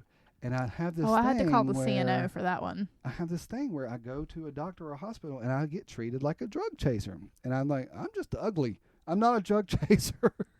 I just look like one. So every time that something happens to you and you have to be in the hospital, I really feel like I have to be there all the time. I have to be there all the time or something's going to happen. And that time when you had your surgery on your stomach, I left for one night because I worked my PRN job overnight. I came in the morning. I don't remember if you called me or not, but I came at 8 o'clock in the morning after I got off work, gave a report and everything, and you had not been given pain medicine in hours. You were treated very inappropriately for your pain. So the point is that I get treated like a drug chaser. So now we're at the hospital and we have a nurse that believes me. right? She was great. I and loved she's her. communicating this belief to other people. And Yep. finally, I'm getting some relief on a regular basis, like every 2 or 3 or 4 hours, whatever it was. I'm waking up in sweats. And when Lindsay had to leave me because I had to go to work. she has a contract job, she can't call out, and she's leaving me in the hands of this hospital people, I was waking up in what felt like a pool. And I was crawling. This is what I remember. I had been taking you to the bathroom, and I had gotten you like clean clothes and stuff, and we were doing that pretty But regularly. when you leave, Yeah. it's just me. Yeah. And I can remember on numerous occasions, I don't know how many, 3, it could be 10. But I remember on numerous occasions waking up and being alone and hitting the nurse's button, getting and no one ever came. no response whatsoever, and like laying in this pool of water, sweat, which like my body was just sweating. And I was like, I have to pee because I never did get a catheter, right? No. Yeah, so I had to pee. And I was like, I got to make it to the bathroom. You didn't. You weren't And- going to let them catheterize you, and you made them stall for 6 hours. Well, maybe that's why they weren't listening to my nurse call. But I can remember sliding like a piece of slime out of the hospital bed onto the hospital floor and being totally alone and crawling to the bathroom because I couldn't walk. Remember Lindsay earlier said I couldn't walk. This fact, could not walk. My legs would not work. So I'm like this slithering snake, Oh. using just my upper torso, messed up on pain medicine and Zofran and whatever the hell else I was getting, into this dirty hospital bathroom, which I don't know if it's dirty, probably clean. I don't know, but Just still, old. it's a floor. Yeah. Crawling up onto a toilet, lifting myself up like a weightlifter, like putting and finally peeing, but like slunched over and then crawling back. I can remember pulling the wet sheets off of my bed and putting something dry up there and then towel or climbing back something. up in and finally going, like I wasn't freezing to death anymore. Like the wetness was minimized and I had just peed. But I remember doing that numerous times at Sutter Health Hospital, Sutter Healthcare, whatever it's called. When you weren't, when you were there, I had some help. It was a nightmare. It's pretty infuriating. I can't imagine being an old person in an old folks home going through that, because that's what it felt like. I would kill myself. That's what it felt like. Yeah, that's what it Yeah. felt like. But that happened numerous times. Crawling to the bathroom, that happened every 3 hours for a while. And then when we'd get a good nurse on duty that actually believed me and didn't treat me like a drug chaser. And she's like, no, you don't. I had this bad habit with my stomach surgery where I would say, I'm not in pain, I'm fine. And so the nurse would say, okay, and not give me pain medicine. And then an hour later, it would hit me. And then it would take them an hour to get to me. And finally, I'd have a nurse that come in and say, no, you take your pain medicine every 2 hours, whether you need it or not. Whether you need it or not, stay ahead of it.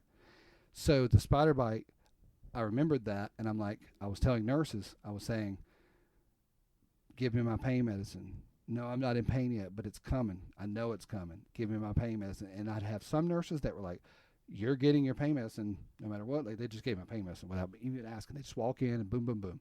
Other nurses, I had to beg. There was a guy there, a male nurse. There was a male nurse that was just... That was his name. God awful. He was the one that first admitted you, and I understood the morning that you got admitted. He was scared to give you anything else, and I totally understand that because I've been on that side before. He was afraid that if he gave you more, that he would decrease your respiratory drive, and that's the fear of most nurses. But some of them, it's just a power thing. Opioid ignorant? Yeah. Okay. And that's not really a bad term, but I don't know. So his heart was in the right place. Initially his heart was in the right place, but I think sometimes you deal with people so many days in a row you get tired of their crap. No matter how sweet or, loving you yourself or they are. You're just like, oh, I'm so tired of having to do this. I'm so tired of the same old. And that seemed kind of like what was going on with him. Like, he didn't want to deal with you anymore. He didn't want to deal with this whole situation. I was annoying because I'm the nurse at the bedside that's your family member that knows what you're supposed to do. And it just, I get it. I remember telling him at one point, I'm not a drug chaser. I'm in pain. Yeah. I remember that. Well, you had a discussion with him when I was not there, and you told me you did. And ever since that discussion, it changed. the whole vibe between you two changed. Oh. So, in the end, we had to request a different nurse than this guy because you could tell the attitude. He just had an attitude for no good reason, and I just didn't want you treated that way. And we talked to the charge, and we got you a new nurse, and she was as sweet as she could be. And she gave you medicine. Yeah.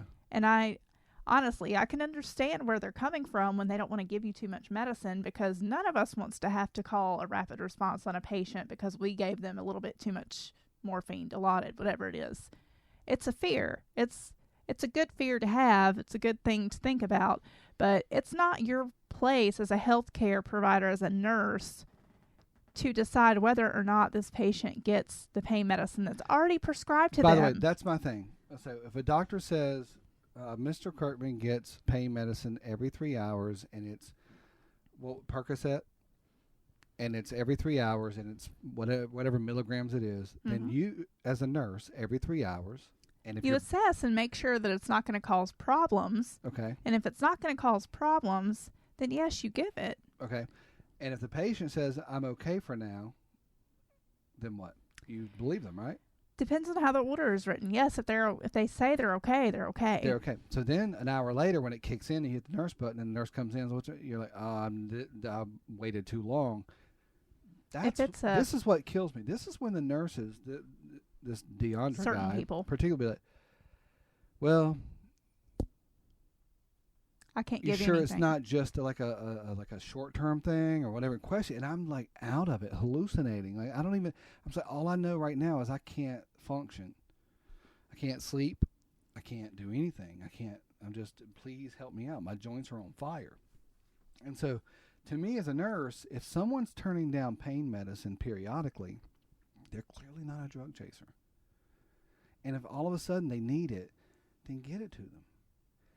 But sometimes it is how the order is written by the doctors. Fine. So now, and we did talk to the doctors. So fine. So now we go back to when the doctor comes in and says, look, you're getting your medicine every 3 hours whether you want it or not because you need to stay ahead of the pain. Then the doctor leaves, the next nurse comes in and goes, I don't think you need it. And you're like, oh no, the doctor said I needed to stay ahead of the pain. Okay, well I'll get it. And they leave for an hour and a half. They take your pain in their hands and they take control. And that's what that DeAndre guy was doing. He was taking my life, not my life, but my quality of life into his hands and making decisions above the doctor. And that was the discussion I sort of remember having. It was like, hey man, the doctor said I need to stay ahead of the pain, and you're saying no. And he's like, yeah, but I'm the one that's ultimately responsible for you. And I'm like, but I turn pain medicine down. You're treating me like a drug chaser. Like I remember, if it was day 4 or day 5, I don't remember, but I remember using that term a lot at the end. Like, dude, if I'm telling you 6 hours in, I'm cool, and I haven't had pain medicine for 6 hours, and the doctor said get it every 3. At some point, you have to go, oh, this drug chaser, he's not interested in his drugs very much, but when he is, we should give it to him. And how hard is that to process? Sadly, I can see both sides because maybe this was you too, then. No, he was night shift, so I can't really see. Anyway, I just don't get this process. So, as a nurse, I think on that floor they had 3 or 4 patients because it's a step-down floor. As a nurse, you're responsible for a lot of stuff. You're responsible for 4 patients, maybe. I think maybe 3. But okay, you're responsible, so shut me up for 4 hours. You're responsible for taking patients to CT, taking them to wherever, MRI. You have to make sure that everyone gets their drugs up from pharmacy. You have to make sure to call family members when things happen. I can see something happening every once in a while where there is a delay in pain medicine. Okay. It's happened. I've done it. But I can't see consistently there being a problem getting pain medicine because in my mind, the way that I try to do my day is I write down my patients' PRNs, which is pain meds and Zofran and things like that, what they can have, how often they can have it, when they have had it, get a little schedule for my day. Okay, so I work around it. I hear you, okay? I hear you. And I know what you do because we've talked about this part. Yeah. Like if someone's in pain, you give it to them. whatever the doctor's orders are. I can't stand to see somebody like that. Right, and the doctor ordered it, and you do assess, but you still give it to them. You don't treat them like a drug chaser. If it's appropriate, yeah. Right, but you don't like test the boundaries that much. You know what? Even if they are a drug chaser, if it's ordered, I'm not going to stop them from chasing drugs when they're with me for 12 hours. Yeah, because you can't necessarily know what's going on in each and No. the drug chaser's issue should not affect my issue. Like, I have nothing to do with people that get addicted to opioids. I have nothing to do with that. You're also not going to fix them. If people have a problem with opioids, God bless them. I hope they get help. But that has nothing to do with me right now. I've been hit by a black widow. And here's what's weird. DeAndre would get off his freaking shift, and a new nurse would come in and literally be the opposite. Yeah. And, like, I would say, I'm feeling fine right now. And she'd be like, well, I'm going to give you the medicine so you stay ahead of it. Like, it was a whole, and I'd be okay. That's when I finally learned, like, okay, I need to be proactive and not allow myself to get in pain because I'm partly responsible there. But the way that DeAndre guy treated me versus the new nurse or the next shift was totally night and day. Yeah. So I don't remember like the specifics of the conversation. I just remember finally just giving up and going, hey, man, I don't care. Just give me the medicine. It's not. No, you learned what to say to make sure that you could get your medicine. What was it? 7 out of 10. I'm in a 7 out of 10 because you knew that he wouldn't give you anything if you didn't say that you were in some pain. I remember that too. I remember telling and I didn't you coach you on that because I know the pain scales that they use. You know what?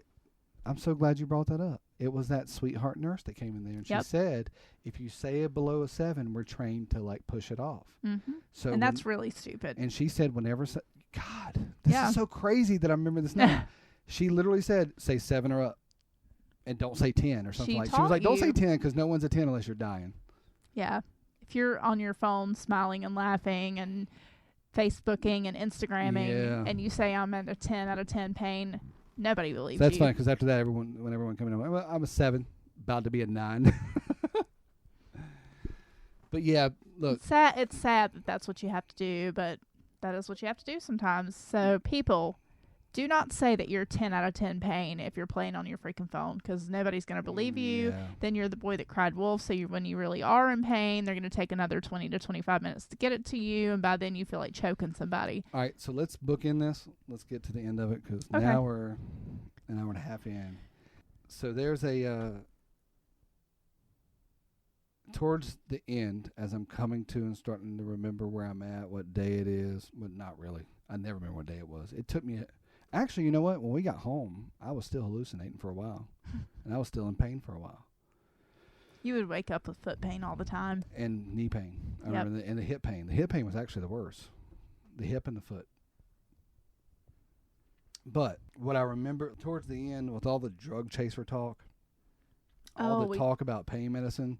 We talked to your nurse that was discharging you, and then we got the chart, like the director of the department. Yeah. Who came in. But before that.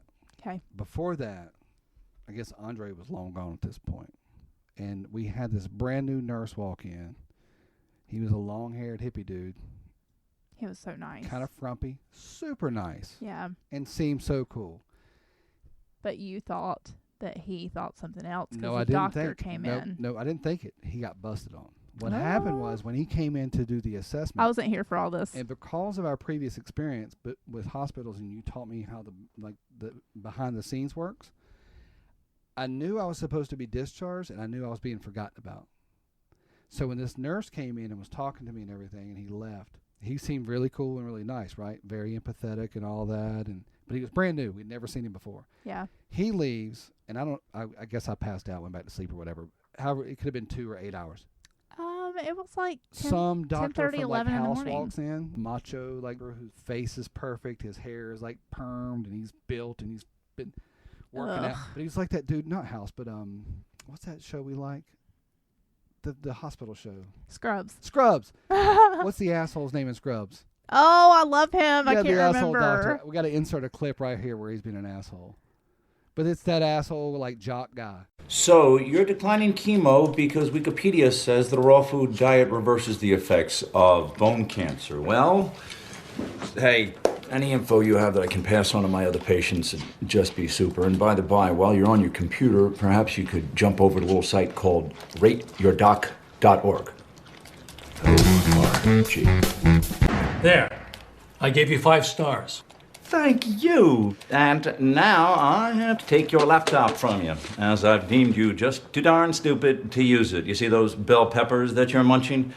They aren't going to do a truckload of jack against the cancer raging inside of your body. Of course, I've only been a doctor for some 20 years, and the person who wrote that Wikipedia entry also authored the Battlestar Galactica episode guide, so what the heck do I know?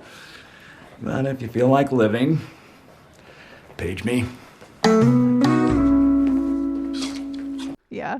That kind of doctor walked in, and he literally walks up to my bedside and is over you. He's nudging me, and I'm like coming to and looking at him, and I'm like, oh, it's the guy from Scrubs. And he's like, so what is it, man?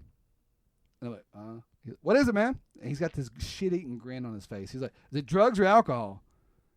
And I'm just like, oh, I've had so. I wish I'd been there for that. I had had enough, and I just looked at him, and I was like, what the fuck are you talking about? And he immediately recoiled and was like, well, I've got to ask, age 9 to 90, it's my job. And I'm like, I'm so fucking sick of being asked if I'm a drug chaser, man. Like, you have my blood work, you have my urine. I'm not a drug chaser. But he was so cool about it, just jockish about it, like that guy from Scrubs. He was just like, all right, whatever, dude. Well, your urine had alcohol in it. Or your blood had alcohol in it. From day one. Because you admitted that you had been drinking. It's July 4th. Yeah, but was it in the charts that I had turned down pain medicine? Oh, I'm sure. Do drug chasers turn down crack? Right? Does an opioid head turn down opioids? Does a heroin addict say, no, I'm good for now? No, they fucking take the drugs. Right. So I'm looking at this, I'm like, what the I'm so sick of being like, do you not have my file? I've been arguing with every other nurse that has walked in here and every other doctor. Like, no, I'm not. I know I have acne. I even said to him, like, I know I have acne scars. I know I look like one, man. I was just being a smart ass at this point. Because I'm finally coming to. I'm like, yeah. Also, I know I look like a drug addict, but no, man, I'm good. How embarrassing would it be for me for you to be a drug chaser? That'd be freaking embarrassing. Yeah, I would not be married to a drug chaser. My wife can advocate for me. She's not here. Where is she? Because I know where you were then. I was coming here to get you a change of clothes so we could get you home when you got discharged. Well, he said we're going to get you out of here. Yeah. I knew it was forever, and you came to the hospital. This is what I remember. Tell me if I'm wrong. And we're sitting around, and I'm like, honey, they forgot about me. You know what? I can tell they forgot about me. Been down this road before. I don't think they forgot about you. Yes, they did, because you or me, one of us made the phone call to somewhere or talked to some nurse that came in or something. I don't remember, but they were like, oh, it's ready, and they got us out of there. I think before I got there, you probably talked to the nurse, and he was saying, oh, yeah, it's ready. It was the same hippie dude. Yeah.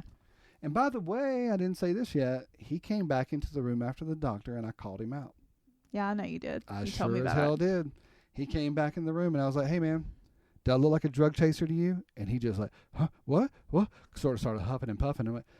I'm like, no, you told the doctor that I was shaky and that I looked like whatever it was that I was shaking, because the doctor said, hey, man, the nurse, I didn't say this earlier. What a way to throw people under the bus. That doctor that came in, once I confronted him on calling me a drug chaser, he was like, well, the nurse, whatever his name was, said, and we do have his name now because he's emailed us an apology, by the way, to that RV Life. Really? Yes, he has. I didn't know that. I forget to talk about this shit. I should pull it up. He wants to hang out with us for a drink. He emailed us an apology. He said, I just reported what I was supposed to. I didn't. He really did. I have to report that stuff too. Right. Yeah. But at the time, I'm just sick of it. Like, he didn't know he was getting the last. Like, if you are an alcoholic, or I mostly think about alcoholics. If you're an alcoholic and you're detoxing, withdrawing, all that, you could potentially go into seizures. So we have to tell people that stuff. He's brand new to my thing. Yeah. To my issue, and he's walking in, and I've got the shakes from being off all kinds of meds or whatever. So he just reports what he sees. Yeah. But at the time, I was full up to here with the drug chasing and whatever it was they were accusing me of daily. And so I was like, you told him I was shaking, and I'm like, whatever. Like, I went on. I didn't go off, but I was like very blunt. And he just was so apologetic. He actually walked us out. He walked us all the way out of the building. And then we started talking about all the I finally was able to explain to him that, like, sorry I went off. I was just like, you're coming in on the tail end of this. And I've been called a drug chaser, treated like a drug chaser, and he was very empathetic. He was. And that's when he went and got his director. Mm-hmm. Me and Lindsay were sitting there talking about this. This is how fucked up I was on drugs. At this point, I was a drug addict because I've been on opioids for 5 days and hallucinating. But me and Lindsay are sitting there talking about the experiences and how wrong it was for this past week to happen with these Sutter healthcare people. He went and got his director to come talk to us, and when she sat down, she was like this big old butchy looking woman, and she's like, "So how can I help you?" And I was like, "We've decided to seek counsel. We don't want to talk to you." And she was like, she sort of clapped her hand, "Okay," and got walked off. She gave me her business card. I still have it. She's like, "Okay," and walked off. And I was like, "Yeah, we won this one." And then as we were getting home, and I'm sobering up from all the drugs and alcohol, I guess, the drugs that they were giving me, I was like, we probably shouldn't have done that. She was coming to help. I was just like, oh, God, okay. And then as time went on, like I started to think about it more and more, and I was like, this is the struggle in America. Like, you don't. Yeah. But whatever the struggle is, and we're going to end this now because we're going on over an hour and a half. Whatever the struggle is, we have friends because you're a nurse, a travel nurse, an acclaimed nurse. You have license in 27 states and one other country. I never finished the one in the But you got your license. You got your license, though. We just never went. You were approved. They took my money, but there's another process you have to go through. Okay, but they gave you an approval, right? Like a preemptive. Right, okay. But the point is like, we have. Oh, yeah. So the point is, we have friends that are doctors. We have friends that are lawyers. What I would like to say to those friends, and what I'd like to get out there, is that if you're a doctor or a nurse or whatever, those percentage, even though it's making the media and seeming like it's blowing up more than it is, the people with opioid addictions because doctors prescribe them Oxycontin or whatever it is, that's fine. Be more alert. Be more hesitant.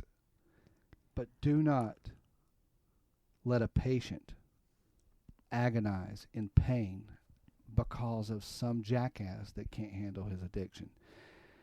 You're going to know when a patient's a pain. I feel empathy. No, honey, that's my whole point. No, you're not. Well, I feel empathy for the person that has an opioid addiction. I'm not saying I don't have empathy for that person. Libertarians they're weak-minded. Oh, that's Darwinism. No, let them die. Let them whatever. I'm not saying that. There's multiple reasons for opioid addiction. Of course, and I care about all those people. But when a patient comes into your hospital for whatever reason and they're in pain, I'm not saying just shoot them up right away. What I'm saying is lower your threshold. Give them some relief and deal with that possible drug chaser stuff later. Because when I went into the hospital with my daughter Macy and I was sitting there thriving in pain, I told the lady, I was like, "I'm going to puke on you." Mm-hmm. That's what I told her. It was a whole, I'm not going to get into that. That's a whole other story. But with my diverticulitis, I literally leaned up at one point because I was squirming the same way. My innards were dying. Going to puke on you right now. And I did puke. And when they finally found through the CT scan that I wasn't, bullshitting, they found like the issue and my intestines were torn apart. Then you've earned it. Then you've earned your morphine. Yeah, but in the meantime, I'm dying over here and they're like just nonchalant, you're applying for a driver's license. So what I'm saying is like, even though there's drug chasers and there's opioid addiction and it's growing and you have a possible conflict of interest and you could get in trouble as a doctor, you could be sued or there could be some malpractice, right? I'm not saying don't overstep your boundaries. What I'm saying is like, believe the person in front of you before.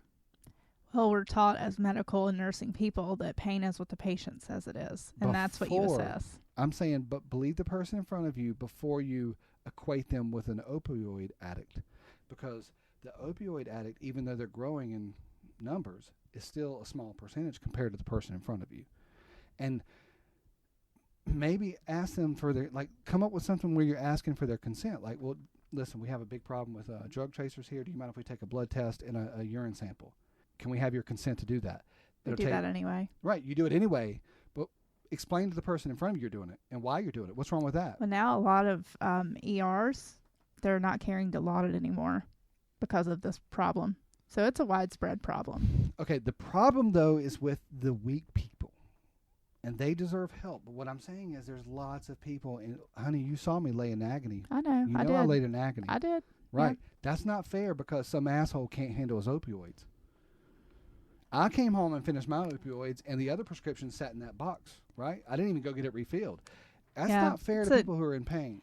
That's why there's such a problem, because there's no answer. It's a tightrope. There's no answer. However, you can instead of secretly taking urine samples and blood samples, tell the person in front of you, we're having a problem with opioid addiction. Do you mind if we take a blood test and a urine sample? The person in front of you that doesn't have a problem, like, please take it. Give me my medicine. Take the fucking sample. Because that's what I would have done. They were taking my urine and my blood anyway. That's what I told that doctor that came into my last. I'm like, y'all have been taking my blood for a week. Like, what do you mean? Am I on drugs or alcohol? What do you think? You know, like, what the fuck do you think? That's what I was telling him. What the fuck do you think? You've had my blood and my urine for a week now, and I'm about to be discharged, and you're still walking here? Ask me, is it drugs or alcohol? You don't know by now, you jackass?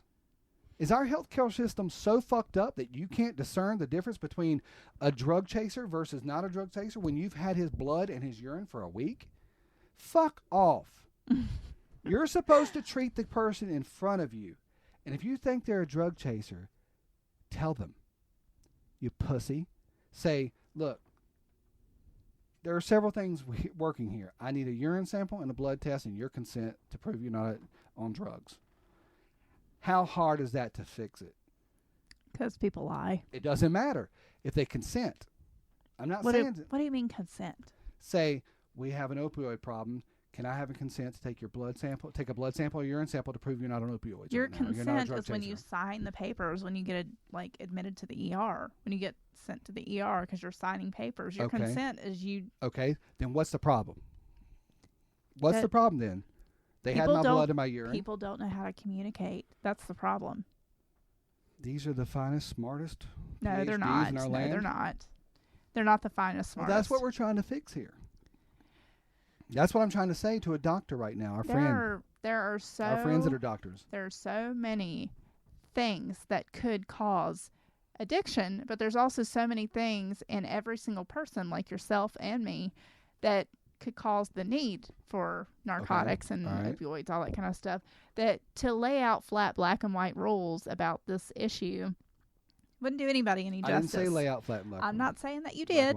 I'm just saying that there are so many nuanced little details that you have to pay attention to, and that I'm sure there's a lot about prescriptions and all that kind of that I don't even know that doctors have to think about. There are probably it's all media right now. There are probably a lot of details going into your health history and what might interact with this type of drug and all. Anyway, there's a lot I don't know, and there's a lot you don't know. That's not what I'm talking about. I'm talking about... You're talking about treating people like drug addicts. I'm talking about in an emergency situation, an ER situation, or ICU, or a step-down situation, where someone has diverticulitis or it hasn't been diagnosed yet, but they're complaining of just pain in general, right? Mm-hmm. The doctors and nurses don't know what's wrong with yet. It hasn't been diagnosed, right? However, they know that drug chasers are everywhere, right? Because of the opioid addiction. Mm-hmm. I understand their plight. I understand they could get sued. So, what I'm saying, I'm not saying it's a simple fix. What I am saying is that in my experience with my diverticulitis and my black widow bite, I was treated like a drug chaser, and I was left laying in agony for hours in both situations. And that alone is so super fucked up that it shouldn't happen. And what I'm suggesting is the beginning of a conversation, which is this. The doctor walks in while you're in agony, right? Or the nurse, right? The nurse can't prescribe, right? No. Okay. So the nurse is assessing. Everyone's assessing. The doctor walks in and says, look, he doesn't have to say, you got acne scars, so I think you're a drug chaser. He doesn't have to say you're fat, so I think you're just weak-minded or you're whatever. What he can say, though, is that, hey, you're in an ER. I'm sure you've heard about it, an opioid problem, addiction problem, or nationwide problem. It's all over the news. So, but the doctor can look at the person, we have this issue, so I just need to rule that out. And so, do you mind if I... You can't rule it out with I understand, but I need to take steps that can rule, like a probability thing. I can rule it out somewhat. We already do that with everybody. Okay, then why did I lay in agony? Because blood and urine aren't going to tell you if someone has an addiction. They're going to tell you if someone has taken something. If someone comes in the hospital, though, okay, good. I'm glad you brought up that point. If someone comes in the hospital, though, and says, I've been bitten by a black widow and I'm in pain. Just like that nurse said, they're going to say, oh, most of these are abscesses, Okay. and this is not really a big deal. I'm talking about the part where I was being turned down for pain medicine when I was saying I'm now in pain. The doctor can say, can you consent to a blood test to test for opioids or other drugs? You've already done that. Okay. If you do the blood work, if you do the test and the person doesn't have opioids in their system, there's a higher probability that the person doesn't have an addiction problem. Yes, you're correct. Okay. End of story. The person's in pain. Give them fucking medicine. You're off the hook. Even if they do have opioids, you can still give them medicine. You're off the hook, though, is what I'm saying, as far as malpractice, as far as being sued. You wouldn't be sued even if you did give them opioids Then why and they the had fuck opioids. was I left in agony, Lindsay? Because people are jerks. You weren't left in agony because they thought you were a drug chaser all the time. You were left in agony because some people shouldn't be in the medical field that are. Okay, then I want someone to go into Sutter Healthcare with Allah Akbar. JK, the one LOL. big thing that I remember from all this is laying in agony for a long period of time in the beginning. Yeah, you did. And that's what's given me the PTSD that, or, as you called it earlier. But that's what's given me the flashbacks. People keep tagging me in Black Widow shit, and I'm just sweat. The sad thing is, a lot of ICU patients do have PTSD, legitimate PTSD, because of similar Well, things. how stupid is the healthcare system right now then? Really, really stupid. Because there's so much red tape from insurance companies that you have to do things a certain way and document them a certain way, which is what healthcare people are spending their time doing instead of adequately taking care of people. They're documenting and they're covering their butts and they're not taking care of their patients appropriately. And the ones that are stay after for an hour or 30 minutes and they get scolded because they're staying after documenting on things that they've done throughout the day, and then they lose their job because they're actually good healthcare providers. Which is because we're what? No union, capitalistic, way too capitalistic, unrestrained health capitalistic. Health insurance is bullshit. Yeah, health insurance is bullshit, and that's another show we're going to do. But either way, what I got to say is Sutter Hospital, what's it called? Sutter Health. Just Sutter Health? That's what they call their Sutter whole hospital? I think so. Okay, save for a couple people there. That nurse, a couple of nurses, maybe one doctor. The ICU nurse that was in the ER that night. The ICU Thank nurse. you. You know their names, are right? I'd have to get your chart, and we The need to the do EMS. that. EMS. The they were EMS, great. 100% amazing. By the way, I got your bill.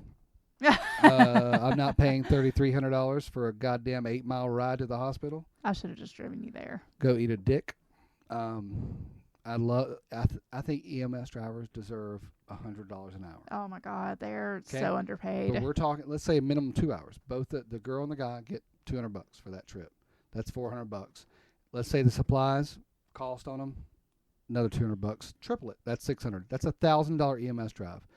I got a $3,300 bill for that EMS drive, 8 miles down the road. The spider expertise may be worth another $200. That's worth a lot. He's the one that told us. He is the person that informed us that was a Black Widow. Yeah. And everybody that looked at the spider after that, amazingly, they saw the red spot. I couldn't see the red spot for a while, but amazingly, they took his word. He must have a really good reputation. Yeah. They were very good. Yeah, but fuck Sutter. Yeah. Yeah, never going back. Yeah, I don't like them. I'm bit by a Black Widow in this closest hospital. I do like a few of the nurses, not a lot. Yeah. Well, they know. They know, though. They know that Yeah. there's some bullshit. You know there's bullshit nurses. Yeah, I do. And I've probably been a bullshit nurse at one point or another. I've probably been lacking in the education and skills needed for my own job. But you give pain medicine. Oh, God, yeah. And I learned from my mistakes. And you believe the patient over an opioid addiction that Like I said, I'm not going to fix it. If it's the not opioid up to addiction me. is 2% of the population, you shouldn't be fucking over the other 98%. So what? I don't really give a shit if they are addicted to pain meds. Yeah. I'm not going to fix it, and it's prescribed to them at a certain interval. I'm going to give it if they need it. You're I'm going to amazing. give it. It's not my job to fix you. So, honey, in closing, thank you for taking care of me, and thank you for rubbing my legs and feet in the interim when people, when those bad nurses wouldn't bring me pain medicine, because that's what Lindsay did. Lindsay sat there at the foot of my bed. The only thing that gave my joints relief from the fire was her literally rubbing on my legs, joints, and feet, and kneecaps and hip bones for hours. I'd like to thank my my supervisor for giving me that day off so I could rub on Joey for 12 hours straight. You carry me on your back. Like, yeah. Yeah, there's a reason why we're in love and we're happily married, and you're amazing. You're amazing. Yeah, you're whatever. You are. I'm talking about you right now. Shut up. Okay, I'll take it. Yeah. All right. So we're going to get out of here. Is there anything else we need to say in closing? Nah. Do you know how this fire started? Yes, I do. It was because of my cousin. And I don't want to mention no names. Your cousin? Yes. And you say you think your cousin started this. Do you know how or why? He's mad because he can't get with me. I'm married to my husband, and it's a long story. Just to make it short. Yeah, he already put him in the hospital once last month, and he figured he's gonna do something else to get back. Don't fuck your cousins. It's gross and it is wrong. Don't fuck your cousins. It's generally frowned upon. If you fuck your cousins, your babies will turn out weird. You might get one with a unibrow or a lady with a beard. Don't fuck your cousins. I promise people will judge. If you fuck your cousins, your family will hold a grudge. Thought this only happened in West Virginia and Kentucky. Sex is one thing you shouldn't keep within the family. Don't fuck your cousins. It's gross and it is wrong. Don't fuck your cousins. It's generally frowned upon.